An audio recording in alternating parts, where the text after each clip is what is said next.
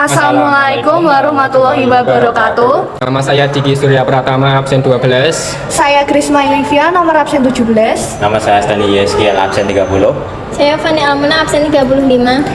Kami dari kelas 12 AKL 2 akan menerangkan tentang harmonisasi peraturan perpajakan. Berikut video penjelasan dari kami.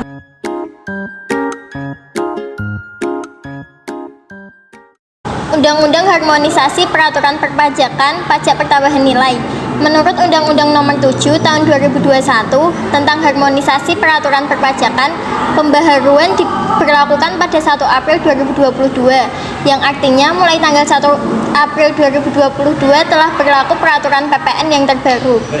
Apa saja sih perubahannya dan mengapa peraturan perpajakan khususnya PPN mengalami perubahan? Latar belakang perubahan UU PPN. Yang pertama, CF rinci PPN Indonesia 63,58%, yang artinya Indonesia baru bisa mengumpulkan 63,58% dari total PPN yang seharusnya bisa dipungut. Hal ini karena masih terdapat barang dan jasa yang belum masuk ke dalam sistem. Selain itu, juga disebabkan masih banyaknya fasilitas PPN yang diberikan. Yang kedua, untuk memperluas basis pemajakan, maka non-BKP dan non-JKP menjadi BKP dan JKP, dan pengurangan beberapa kriteria fasilitas yang dibebaskan dari pengenaan PPN. Dan yang terakhir, tingginya pajak ekspenditur atau belanja perpajakan yang mencapai 65% dari total tax expenditure 2019. Selanjutnya ada perubahan UU PPN. Yang pertama, pengurangan objek dan fasilitas PPN. Pengurangan atas pengecualian dan fasilitas PPN diberikan agar lebih mencerminkan keadilan dan tepat sasaran, serta dengan tetap menjaga kepentingan masyarakat dan dunia usaha. Yang kedua, kenaikan tarif PPN. PPN yang sebelumnya sebesar 10% diubah menjadi sebesar 11%. Yang ketiga, kemudahan dan kesederhanaan. Seperti yang terdapat pada UU PPN pasal 9A, yaitu memberikan kemudahan kepada pengusaha kena pajak baik dalam proses pemungutan maupun pengadministrasian tanpa meninggalkan rasa keadilan sesuai dengan perundang-undangan. Yang keempat, pengkreditan pajak masukan. Dan yang terakhir, pendelegasian wewenang. Nah, apa aja sih yang menjadi pokok perubahan dari Undang-Undang PPN ini? Barang dan jasa tidak kena PPN. Sebelumnya terdapat beberapa kriteria non-BKP. Contohnya, barang hasil pertambangan atau hasil pengeboran yang diambil langsung dari sumbernya.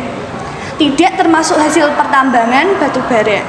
Yang tadinya termasuk barang non kena pajak, sekarang menjadi barang kena pajak. Yang kedua, ada barang kebutuhan pokok yang dibutuhkan oleh masyarakat banyak. Berdasarkan Undang-Undang HPP yang lama, ini bukan merupakan barang kena pajak, namun sekarang menjadi barang kena pajak. Kemudian yang masih non BKP, yaitu makanan dan minuman yang disajikan di hotel, restoran, rumah makan, warung, dan sejenisnya. Karena ini sudah dikenakan objek pajak daerah.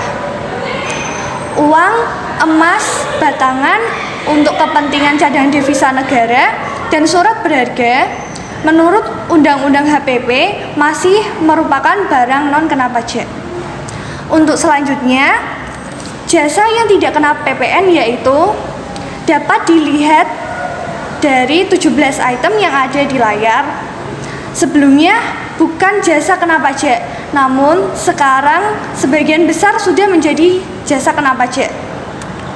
Namun masih ada juga yang bukan jasa kena pajak, yaitu ada jasa keagamaan, jasa kesenian dan hiburan, jasa perhotelan, jasa yang disediakan oleh pemerintah dalam rangka menjalankan pemerintahan secara umum, jasa penyedia tempat parkir, dan jasa boga atau catering, karena merupakan objek pajak daerah. Kemudian untuk fasilitas PPN, mendukung tersedianya barang dan jasa tertentu yang bersifat strategis dalam rangka pembangunan nasional. Antara lain yang telah disebutkan tadi, diberikan fasilitas dibebaskan dari pengenaan PPN 1, yaitu 1.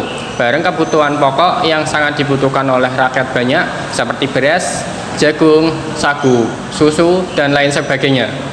2. Jasa pelayanan kesehatan medis. Itu juga bebas dari pengenaan PPN. 3. Jasa pelayanan sosial. 4. Jasa keuangan. 5. Jasa keasuransi. 6. Jasa pendidikan. 7. Jasa angkutan umum. Dan 8. Jasa tenaga kerja. Untuk tarif PPN, Undang-Undang PPN yang terbaru berlaku pada 1 April 2022 dan tarifnya pun bertambah, yang tadinya 10% setelah berpuluh-puluh tahun berubah menjadi 11%. Tidak hanya itu, nantinya pada tahun 2025 akan mengalami kenaikan menjadi 12%. Pengusaha kena pajak dengan ketentuan.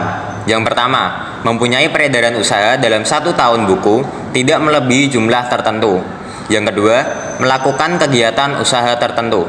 Yang ketiga, melakukan penyerahan barang kena pajak tertentu dan atau jasa kena pajak tertentu, dapat memungut PPN yang terutang dengan besaran tertentu. Ini yang sering kita sebut dengan PPN final.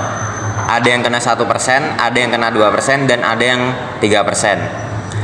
Atas pajak masukan, perolehan BKP atau JKP, impor BKP, dan pemanfaatan JKP atau BKP tidak berwujud oleh PKP tersebut tidak dapat dikreditkan. Contoh, PKP dengan peredaran usaha kurang dari 4,8 miliar. Yang kedua, PKP yang melakukan penyerahan jasa pengiriman paket. Yang ketiga, PKP yang melakukan penyerahan jasa biro perjalanan wisata dan atau jasa agen perjalanan wisata berupa penyerahan paket wisata, pemesanan sarana angkutan, dan pemesanan sarana akomodasi yang penyerahannya tidak didasari pada pemberian komisi atau imbalan atas penyerahan jasa perantara penjualan. Yang keempat, PKP yang melakukan penyerahan jasa pengurusan transportasi atau freight forwarding yang di dalam tagihan jasa pengurusan transportasi tersebut biaya transportasi atau freight charge. Sekian presentasi dari kelompok kami. Kurang lebihnya mohon maaf jika ada kesalahan. Semoga bermanfaat.